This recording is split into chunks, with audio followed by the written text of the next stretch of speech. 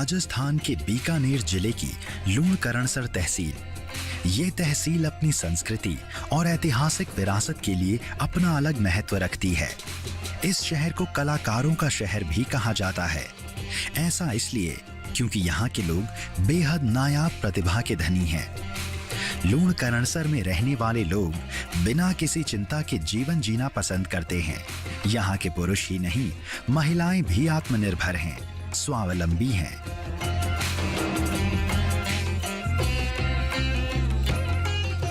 लूणकरणसर में एक खारे पानी की झील है। ये झील लूणकरणसर को एक अलग पहचान दिलाती है। इस जगह का नाम नमक की झील पर ही पड़ा है। नमक को यहाँ स्थानीय भाषा में लूण कहा जाता है। यहाँ रहने वाले लोगों की खास बात है कि वे अपने जीवन में आने वाले किसी संघर्ष से नहीं घबराते। इसी का जीता जागता उदाहरण है रितु गौर। मेरा नाम रितु गौड़ है। मेरा बर्थ लूणकरणसर बीकानेर डिस्ट्रिक्ट में ही हुआ और हाल फिलहाल मैं बीकानेर में ही रहती हूँ। मेरी प्राइमरी एजुकेशन पूगल में ही हुई है 5th तक। उसके बाद में फर्दर स्टडीज़ के लिए मुझे मेरे फादर ने बीकानेर शिफ्ट किया बाकी की स्टडीज़ के लिए। मेरी कॉलेज भी बीकानेर से हुई, बाकी की एजुकेशन भी बीकानेर से ही हुई।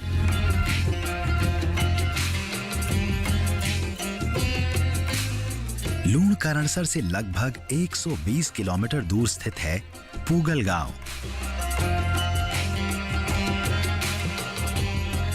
यहाँ के लोग मेहनती हैं, संघर्ष करने वाले हैं। यहाँ की मिट्टी में संघर्ष का बल है।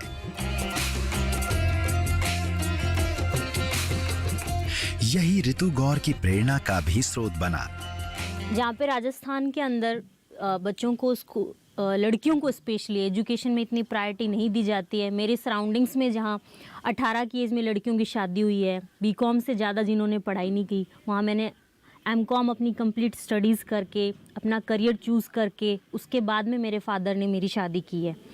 और हमेशा से ही स्कूल लाइफ में, कॉलेज लाइफ में सपोर्टिव रही हूँ मैं अपनी, स्पेशली जो गर्ल्स, जो लड़कियाँ मेरी दोस्त हैं उनको लेके, उनके करियर को लेके, उनकी एजुकेशन के लेके, जो साथ में मेरी फ्रेंड्स होती थी, अपना जो टारगेट अचीव नहीं कर पाती थी या फैमिली की वजह से, शादी की वजह से अपना करियर छोड़ देती थी, आज भी मैं उनके टच में हूँ।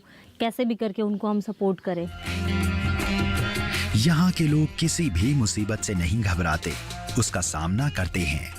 मारवाड़ की मिट्टी में जन्मी रितु गौर भी अपने हिम्मत और साहस से विजय प्राप्त कर दूसरी महिलाओं के लिए एक उदाहरण पेश करने वाली महिला हैं।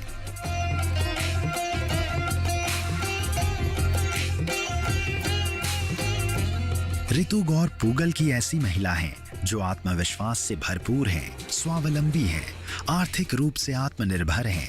रितु गौर ने यहाँ की महिलाओं को जीने का नया रास्ता दिखाया है। स्टडीज़ में हमेशा से ही मैं बढ़िया थी। मेरे फादर का फिर मेरे जो स्टडीज़, जो स्पेशली जो रिज़ल्ट्स हुए, और उसके बाद में मेरे फादर को हमेशा था कि मुझे जितनी भी जो भी एजुकेशन करनी है वो मुझे कराएंगे। तो इसलिए मैंने 12th के बाद में बीकॉम किया कॉमर्स लेके थोड़ा, और उसके बाद मुझे इकोनॉमिक्स में इंटरेस्ट था तो मेरे फादर ने मुझे एमकॉम इकोनॉमिक्स में करवाई। कुछ आगे मुझे इंटरेस्ट था, मुझे लेक्चरशिप में भी जाना था तो मुझे मेरे फादर ने बाहर भी भेजा नेट की स्टडीज़ के लिए, पर कुछ सर्कमस्टेंसेस ऐसे रही, मदर की डेथ वगैरह, तो उसके बाद मुझे बैक टू होम होना पड़ा। फिर मैं वापस एनजीओ में ही पापा के साथ ही जुड़ गई हमेशा से। रितु गौर हमेशा जीवन में आगे बढ़ने का लक्ष्य देखती हैं और उसे पूरा करने में भी कोई कमी नहीं छोड़ती। पूगल को विकास की ओर ले जाने वालों में रितु गौर का नाम भी शामिल है।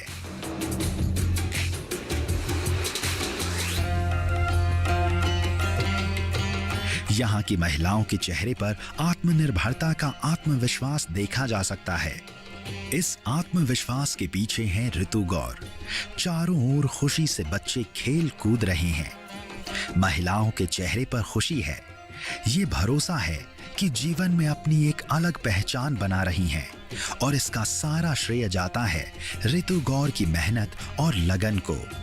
नहीं, मुझे हमेशा से ही कुछ ऐसा ही काम करना था जिसके अंदर आप सिर्फ अपना ना सोचें, आप किसी और के लिए भी कुछ कर पाएं, कोई ऐसा एम्प्लॉयमेंट सोर्स जिसमें आप खुद सक्षम हो, साथ में किसी और को भी सक्षम बनाएं। मेरी वही सोच थी कि मुझे कुछ डिफरेंट ही करना है, स्पेशली कुछ एंटरप्रेन्योर बिजनेस सेल्फ कोई खुद की लाइन जिसे आप अपना बोल सकें कि ये मैंने टारगेट चूज़ किया और मुझे उसी में ही जाना है।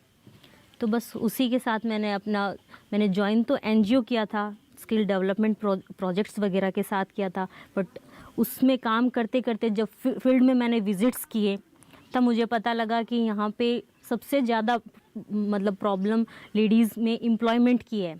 यहाँ पे वो सेल्फ डिपेंडेंट नहीं है बिल्कुल भी। तब मैंने ये स्टेप लिया, यहाँ पे देखा इन लोगों में आर्ट है जो कशीदा कर सकते हैं, इनके बनाए हुए प्रोडक्ट्स की मार्केट में डिमांड है, तब मैंने ये फील्ड चूज़ किया। रितु गौर का जन्म 1995 में पूगल में हुआ था। रितु गौर की पढ़ाई बीकानेर में हुई। इन्होंने इकोनॉमिक्स में बीकॉम किया। इनमें हमेशा से पढ़ने की लगन थी। इन्होंने इकोनॉमिक्स में आगे पढ़ते हुए एमकॉम भी किया। मेरी ट्वेल्थ में ही ड्यूरिंग ट्वेल्थ मेरी मदर की डेथ हो गई थी। उसके बाद में घर की सर्कमटेंसेस भी कुछ ऐसी रही कि या तो घर या फिर एजुकेशन, पूरी फैमिली की रिस्पॉन्सिबिलिटीज़ वगैरह। पर उसके बीच में थोड़ा कोऑर्डिनेशन किया, फैमिली का भी सपोर्ट रहा, स्पेशली फादर का रहा कि आप अपने एजुकेशन पे ध्यान दें। तो बस उसी के साथ साथ मैंने अपनी एजुकेशन को ही प्रायोरिटी दी और साथ में पढ़ाई करती रही, थोड़ी घर की रिस्पॉन्सिबिलिटी, दोनों में बैलेंस बना लिया और करते करते अपनी एजुकेशन पूरी अच्छे से कंप्लीट की। रितु को आगे बढ़ने की सीख अपने पिताजी से मिली। पूगल के 8 एडी और अन्य गांव में रहने वाली महिलाओं की राह आसान नहीं थी, लेकिन इन्हें जीविका के लिए जीना सिखाने वाली थी रितु। जहाँ जैसी जरूरत थी वैसा स्टेप लेना पड़ा। कुछ लेडीज ऐसी भी थी, कुछ गर्ल्स ऐसी भी थी। मेरा ऐसा था, मुझे न्यू जनरेशन के साथ काम करना है।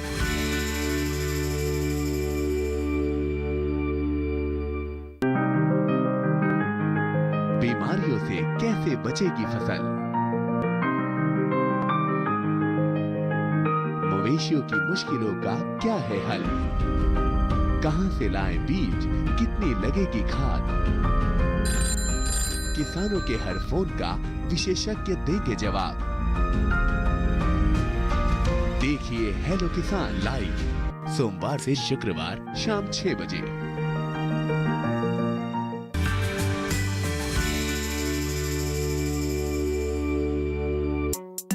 इन्होंने महिला स्वावलंबन की नई मिसाल पेश की है।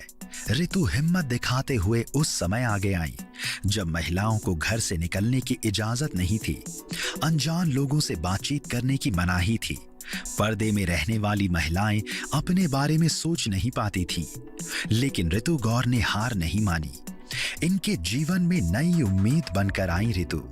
जो इस फील्ड के अंदर कुछ मुझे लोग मिले जो डिज़ाइनिंग में थे, जो इस चीज़ में थे, चाहे उनका मार्केट से ही मतलब वो प्रोडक्ट्स वगैरह बाय कर रहे हो, मतलब इसमें हैंड एम्ब्रॉयडरी हैंडलूम में ना हो, पर कुछ ऐसे लोगों से मेरा मिलना हुआ, उनके पास में गई, उनसे एक्सपीरियंस शेयर किए। कुछ मैंने कुछ और जैसे निफ्ट के लोग हैं वो मेरे कांटेक्ट में आए, उनसे मैंने स्किल सीखने की कोशिश, उनके स्टूडेंट्स, लेक्चरर।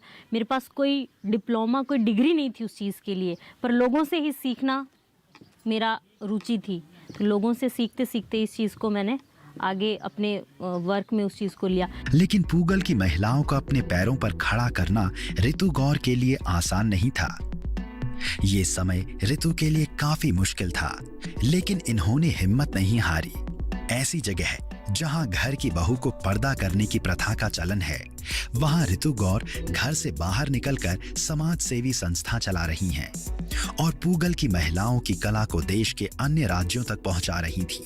पॉलिटेक्निकल जो डिज़ाइनर्स, जो लेक्चरर्स होती हैं अपनी लोकल के अंदर, जो इसमें लेक्चरर लाइन में है, प्रोडक्ट डेवलपमेंट में, उन लेक्चरर से मैंने पर्सनल मीटिंग की, कॉलेज में उनसे पर्सनल मीटिंग की कि आप मेरी हेल्प कीजिए, मैं इस तरीके से बीकानेर के आर्ट को बढ़ाना चाहती हूँ।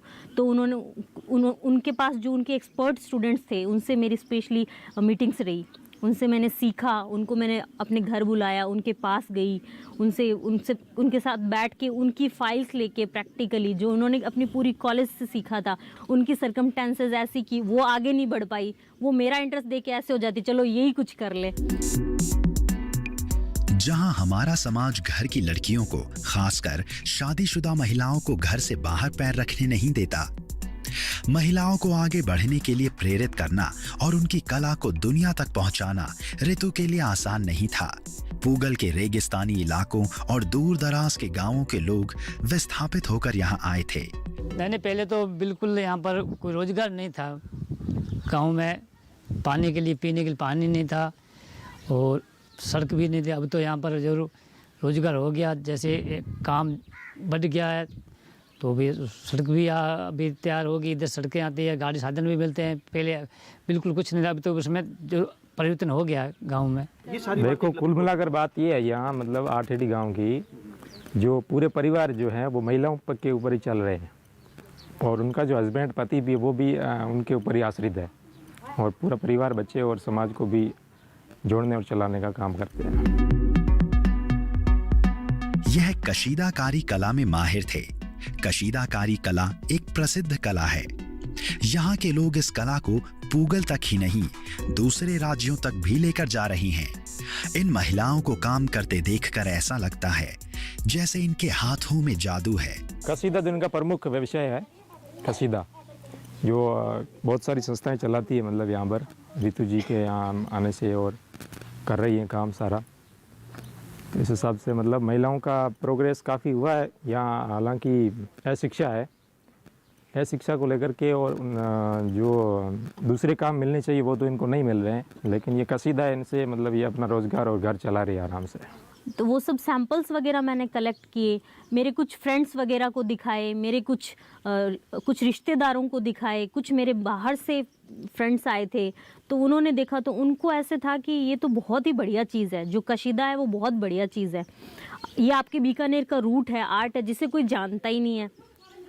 तो उस चीज़ को लेके मुझे लगा कि मुझे इस पे कुछ काम करना चाहिए। स्पेशली कोई भी बाहर से आता तो वो ये बोलता था कि घूमने फिरने का वो डिफरेंट चीज़ है, आप अपने आर्ट को बताओ, आपके बीकानेर का क्या फेमस है, स्पेशली कोई चीज़ जो हम बाय कर सकें, हम लॉन्ग टर्म तक रख सकें।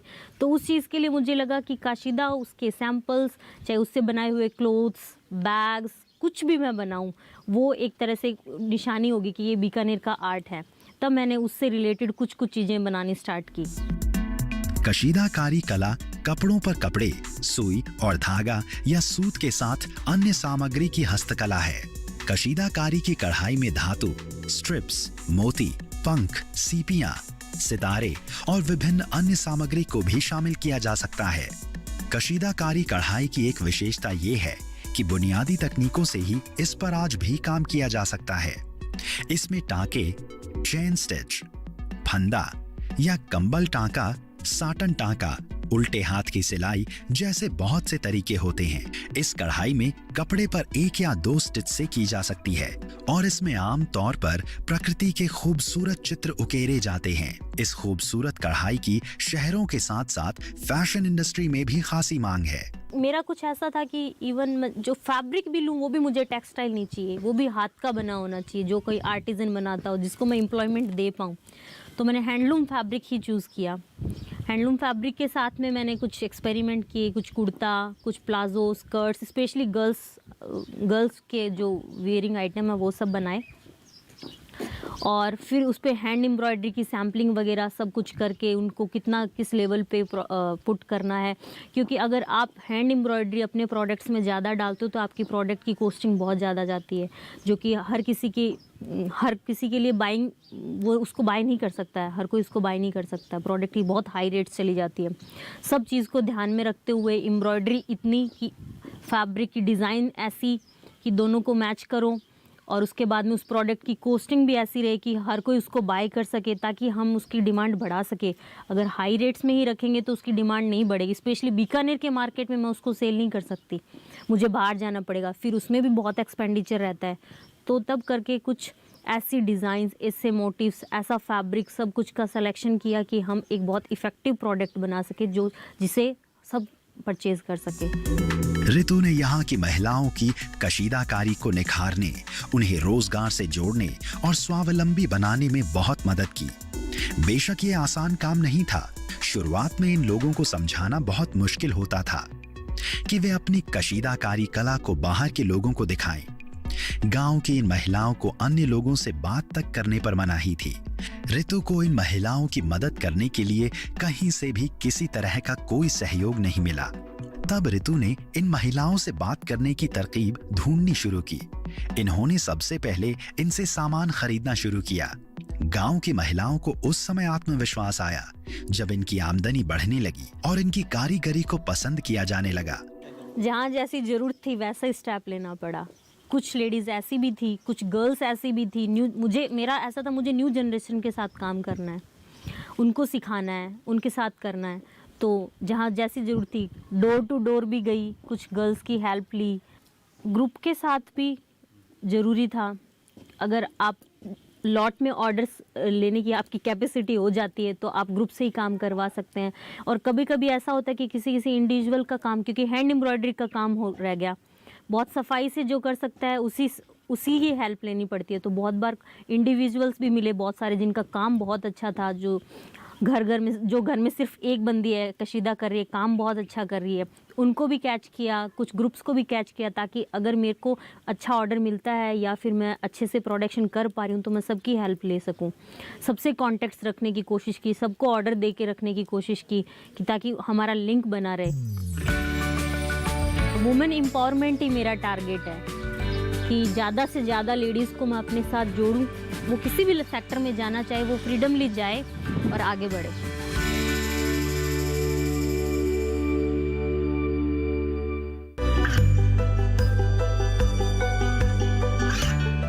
गांवों और पिछड़े क्षेत्रों में सरकारी योजनाओं की जानकारी पहुंचा।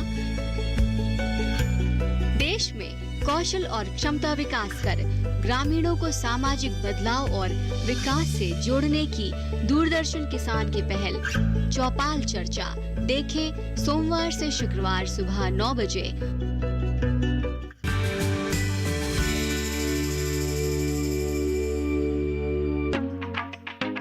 आमदनी बढ़ने के बाद वे महिलाएं खुद ऋतु के पास आईं और काम मांगने लगीं। ऋतु के पास यही सही मौका था उनका मार्गदर्शन करने का। धीरे धीरे पूगल के आसपास के गांव के लोग भी ऋतु की इस मुहिम से जुड़ गए। गांव की महिलाओं को काम दिलवाने के लिए ऋतु गौर ने एक योजना बनाई। इन महिलाओं को ऋतु ने national institute of fashion technology NIFT से कशीदाकारी कला के लिए पेशेवर तरीके से प्रशिक्षण दिलवाया। महिलाओं को काम दिलवाने और उनको स्वावलंबी बनाने के लिए ऋतु ने कलाकारों से कई तरह के डिजाइन बनवाए।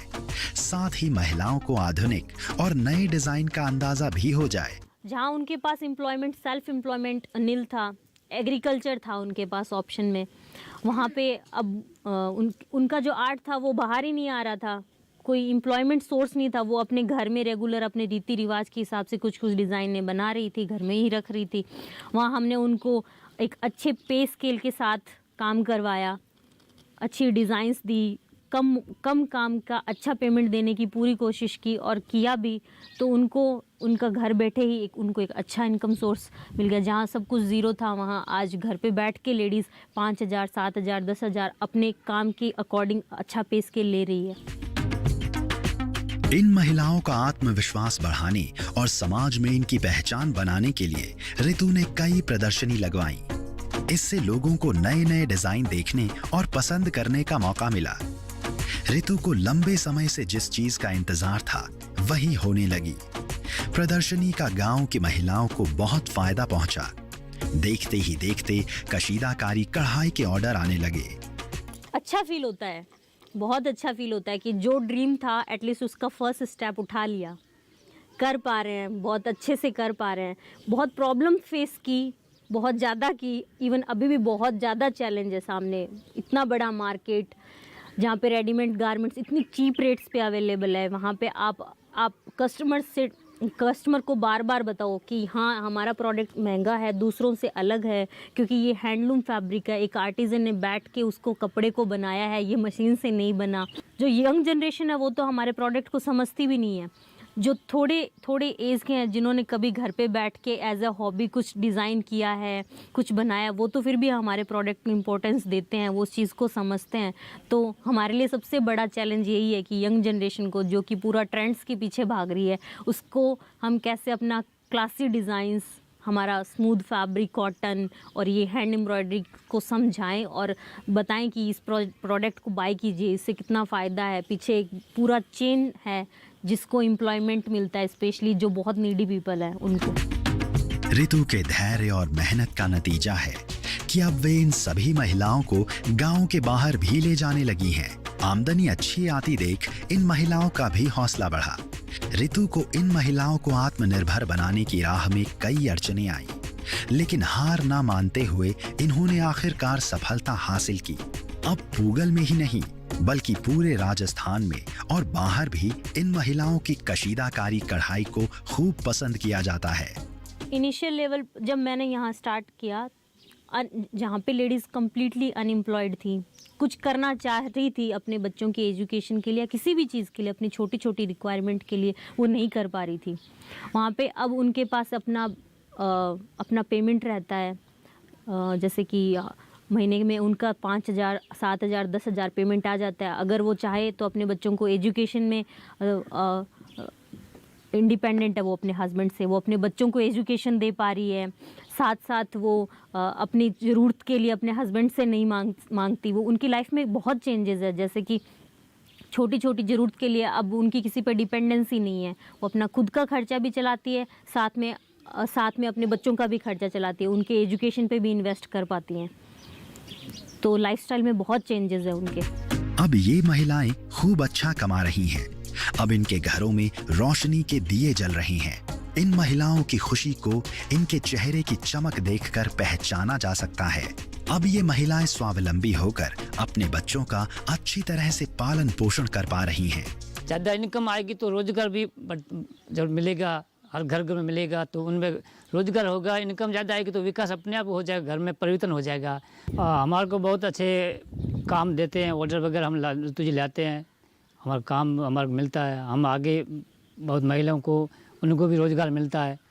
अच्छा काम चल रहा है अभी। उसमें हमारा बच्चा पहले हम जब यहाँ आए थे 8 में बसे थे, उस टाइम हमारा बच्चा स्कूल को छोड़ो, घर छोड़ के बाहर निकल नहीं सकता था, इतनी समझ नहीं थी। अब ऋतु जी आए हैं समझदारी देने के लिए, तो हमारे बच्चों में इतना उल्लास हुआ है कि हम स्कूल जा सकें। हमारे से 7 किलोमीटर दूर है पूगल, अभी ये अकेला बच्चा जाके सामान ले आता है। इतना दिमाग बड़ा है बच्चों का, छोटे छोटे बच्चों का। कशीदाकारी कढ़ाई करने वाली महिलाओं को आज अच्छा मेहनताना मिल रहा है। कशीदाकारी कढ़ाई से बने कपड़े अब राजस्थान में ही नहीं बल्कि पूरे देश में बिक रहे हैं। ऋतु यहीं रुकने वाली नहीं थी। इन्होंने इन गांव की महिलाओं के भविष्य की कई और योजनाएं बनाई हुई हैं। ये गांव की इन महिलाओं की कला को देश और विदेश तक पहुंचाना चाहती हैं। इसके लिए भी ऋतु पूरी योजना बना चुकी हैं। गर्ल्स को साथ में एग्जीबिशन में ले जाना, बायर सेलर्स मीट में ले जाना, उनको निफ्ट के जो मार्केटिंग के स्टूडेंट्स हुए, चाहे वो टेक्सटाइल के हुए, जो कपड़ा बनाने से लेके बेचने तक जो हमारी मदद करते हैं, उन बच्चों के साथ हम उनको बराबर में बैठाना और उनको समझाना कि ऐसे आपका प्रोडक्ट मार्केट में बिकता है, ऐसे आप भी चैलेंज एक्सेप्ट करो। वो जैसे कि वो ऐसा होता है कि ये डिज़ाइन हम नहीं बना सकते, पर अगर वो मेरे साथ एग्जीबिशन में गई हैं, उन्होंने समझा है कि नहीं डिमांड कुछ इस डिज़ाइन की है, तो वो उस चीज़ को रुचि से सीखती हैं, बनाती हैं, ताकि उन्हें और अच्छा पेमेंट मिले।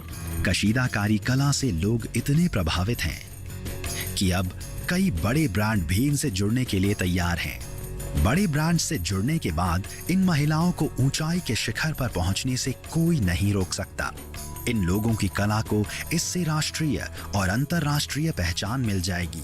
अभी ऑनलाइन मार्केट, डिजिटल मार्केट के साथ साथ बहुत सी नेशनल और इंटरनेशनल पार्टीज़ को हमने अप्रोच किया है। जो लोग इस तरह के प्रोडक्ट्स में इंटरेस्टेड है, जिनके पास हमारे प्रोडक्ट के लिए मार्केट है, उन लोगों को अप्रोच किया हम लोगों ने, और उन्हीं के साथ डील करते हुए हम हमारे प्रोडक्ट को आगे बढ़ाएंगे। ऋतु की हिम्मत और जज्बा किसी भी महिला को प्रेरित कर सकता है। आज वे पूरे जी जान से गांव की महिलाओं की उन्नति के लिए काम कर रही हैं। ऋतु गौर ऐसी महिला हैं जो खुद छोटी जगह से आने के बाद भी महिला स्वावलंबन में एक कदम विकास की ओर बढ़ा रही हैं। वुमेन एम्पावरमेंट ही मेरा टारगेट है कि ज़्यादा से ज़्यादा लेडीज़ को मैं अपने साथ जोड़ूं और उनको हेल्थ, एजुकेशन, साथ में उनका जो भी इच्छा है, वो आर्ट, वो किसी भी सेक्टर में जाना चाहे, वो फ्रीडमली जाए और आगे बढ़े। अगर हम ये कहें कि पूगल और इसके आसपास के गांव के विकास में ऋतु गौर की भी अहम भूमिका है, तो ये गलत नहीं होगा। सिर्फ मेरी ये ही 2 लाइनें मैं हर स्त्री के लिए, हर महिला के लिए, हर बच्ची के लिए बोलना चाहूँगी कि अपना अस्तित्व नहीं मिटने दीजिए।